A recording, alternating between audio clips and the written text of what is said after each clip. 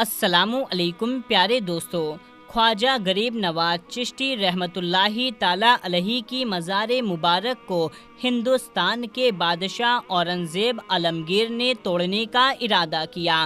بادشاہ اورنگزیب کو ولیوں کے مطابق یہ غلط فہمی تھی کہ مرنے کے بعد مزاروں میں انہیں زندہ کیا جاتا ہے۔ اپنی اسی وہم کو دور کرنے کے لیے بادشاہ اورنگزیب ایک روز غریب نواز کی زیارت کرنے کے لیے اجمیر شریف تشریف لے گئے، اور جب اجمیر پہنچے اور اجمیر پہنچ کر کے اورنگزیب نے اپنے قاضی سے کہا، چلو میں مان لیتا ہوں کہ غریب نواز اللہ کے ولی ہیں، مگر میں تب ہی مانوں گا جب میں ان کو سلام پیش کروں گا تو مجھے سلام کا جواب ملنا چاہیے۔ اگر میرے سلام کا جواب مجھے نہیں ملا تو میں مزار شریف کو توڑ دوں گا۔ تو اورنگزیب عالمگیر جب مزار پر پہنچے اور حاضری دی، وہاں پر ایک ادنا سا شخص بیٹھا ہوا تھا اور وہ شخص انتظار کر رہا تھا۔ تو بادشاہ اورنگزیب نے اس شخص سے پوچھا، اے شخص کیا معاملہ ہے؟ تم یہاں پر کیوں بیٹھے ہو اور تم پریشان کیوں لگ رہے ہو؟ تو اس شخص نے بادشاہ اورنگزیب سے فرمایا، حضرت میں آنکھ سے نابینا ہوں، یعنی کہ میں اندھا ہوں، اور کافی عرصے سے خواجہ غریب نواز رحمۃ اللہ تعالیٰ علیہ سے دعا کر رہا ہوں کہ میرے آنکھوں کی روشنی واپس آ جائے، لیکن میری کوئی فائدہ اس میں نہیں ہو رہا۔ میں کافی عرصے سے یہاں حاضری دیتا ہوں اور رو رو کر دعا کرتا ہوں کہ اللہ تعالیٰ اپنے اس ولی کے صدقے میں میرے آنکھوں کی روشنی مجھے عطا کر دے، مگر آج تک مجھے کوئی فائدہ نہیں ہوا، یعنی میری آج تک کوئی حاضری اور دعا قبول نہیں ہوئی۔ تو بادشاہ اورنگزیب نے اس اندھے شخص سے کہا، میں مزار پر سلام پیش کرنے کے لیے جا رہا ہوں، اور جب میں واپس آؤں اور تب تیری آنکھ کی روشنی تجھے نہ ملی تو میں تلوار سے تیری گردن اڑا دوں گا۔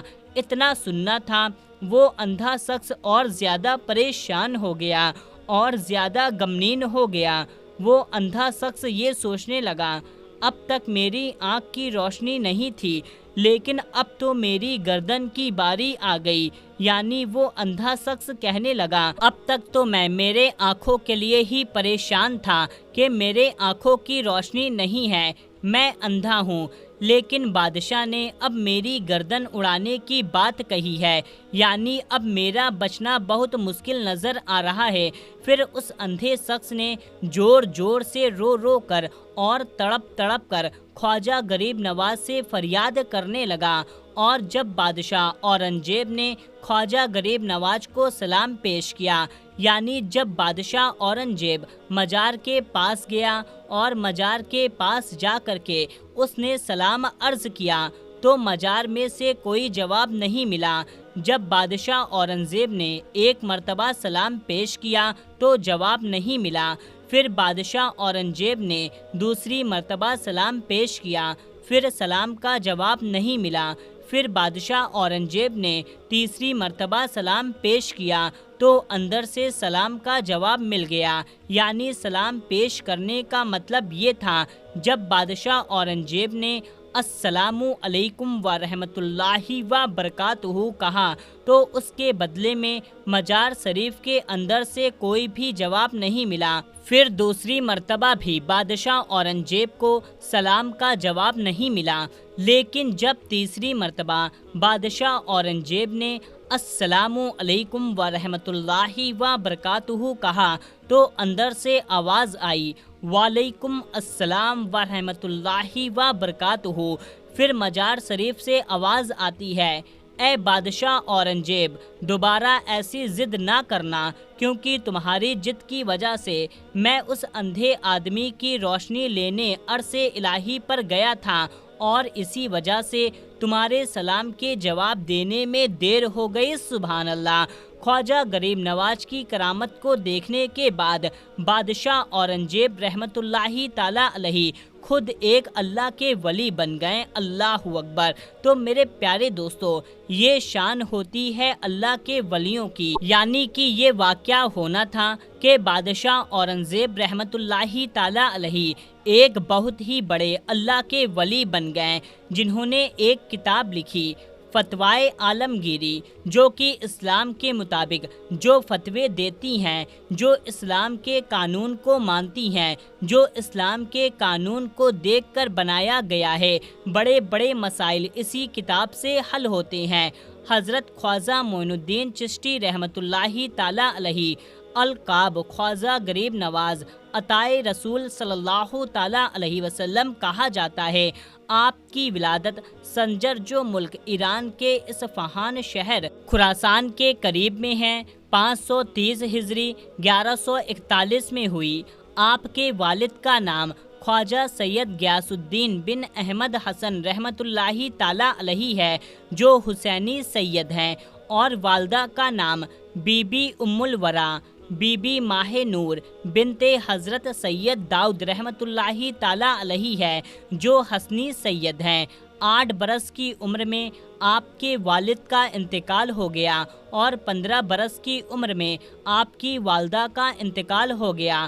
حضرت خواجہ معین الدین چشتی رحمۃ اللہ تعالیٰ علیہ علم دین 544 ہجری میں ایک بار آپ اپنے پھلوں کے باغیچے میں کام کر رہے تھے، تب حضرت ابراہیم کندوجی نام کے ایک درویش وہاں آئے اور بیٹھے۔ آپ نے ان کو اپنے باغیچے میں سے انگور کا ایک گچھا پیش کیا، اور انہوں نے اسے کھایا۔ پھر مہمان نوازی سے خوش ہو کر آپ نے اپنے تھیلے میں سے کچھ نکالا، پھر اس کو چبا کر خواجہ معین الدین چشتی رحمۃ اللہ تعالیٰ علیہ کو کھانے کے لیے دیا۔ آپ نے خوشی کے ساتھ اس کو کھایا تو ان کے فیض و برکات سے آپ کے لیے علم و حکمت کے دروازے کھل گئے، اور آپ نے اپنا سب کچھ بیچ دیا اور اس رقم کو غریبوں اور محتاجوں میں خیرات کر دیا۔ پھر آپ سمرقند اور بخارا کی طرف علم دین سیکھنے کے لیے روانہ ہو گئے۔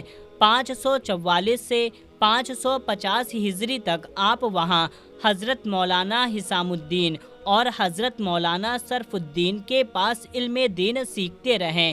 550 ہجری میں آپ کی ملاقات حضور غوث پاک رحمۃ اللہ تعالیٰ علیہ سے ہوئی۔ آپ ایک کامل پیر کی تلاش میں تھے کہ آپ نے خواجہ عثمانی ہارونی رحمۃ اللہ تعالیٰ علیہ کے بارے میں سنا۔ 552 ہجری میں آپ ان کے پاس گئے اور ان کے مرید ہوئے، عبادت الہی اور خدمت مرشد کرتے رہیں۔ ایک بار خواجہ عثمانی ہارونی نے آپ سے کہا کہ معین الدین نیچے دیکھو کیا دکھتا ہے۔ آپ نے نیچے دیکھ کر کہا کہ میں زمین کے اندر دیکھ سکتا ہوں۔ مرشد نے پھر کہا کہ اب اوپر دیکھو کیا دکھتا ہے۔ آپ نے اوپر دیکھ کر کے کہا کہ میں آسمان کے اندر دیکھ سکتا ہوں۔ مرشد نے پھر فرمایا کہ میں تمہیں اس سے بھی آگے پہنچانا چاہتا ہوں۔ پھر 22 سال مرشد کی خدمت میں گزارنے کے بعد ایک دن مرشد نے بلا کر اپنی 2 انگلیاں آپ کی آنکھوں کے بیچ میں رکھی، پھر فرمایا معین الدین نیچے دیکھو کیا دکھتا ہے۔ آپ نے نیچے دیکھ کر کے کہا میں تحسس سرا تک دیکھ سکتا ہوں، یعنی کہ 7 زمین کے نیچے تک۔ پھر مرشد نے کہا اوپر دیکھو کیا دکھتا ہے۔ آپ نے اوپر دیکھ کر کے کہا میں عرش اعظم تک دیکھ سکتا ہوں۔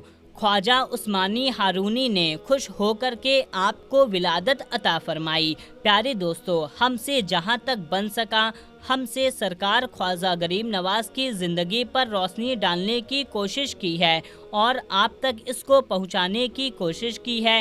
آخر میں بس یہی کہیں گے، اللہ تعالی ہماری اس کوشش کو اپنی بارگاہ میں منظور فرمائے۔ اللہ تعالی حضور پاک صلی اللہ تعالیٰ علیہ وسلم کے صدقے میں اور خواجہ غریب نواز عطائے رسول صلی اللہ تعالیٰ علیہ وسلم کے صدقے میں ہم سب کو پکا اور سچا عاشق رسول بنائے اور سب کے ایمان کی حفاظت فرمائے اور سب کو دنیا اور آخرت میں کامیابی عطا فرمائے۔ آمین اللہم آمین۔ تو پیارے دوستو، کمنٹ باکس میں آمین ضرور ٹائپ کیجئے، اس ویڈیو کو زیادہ سے زیادہ لوگوں تک شیئر کریے۔ ملتے ہیں تب تک کے لیے اللہ حافظ۔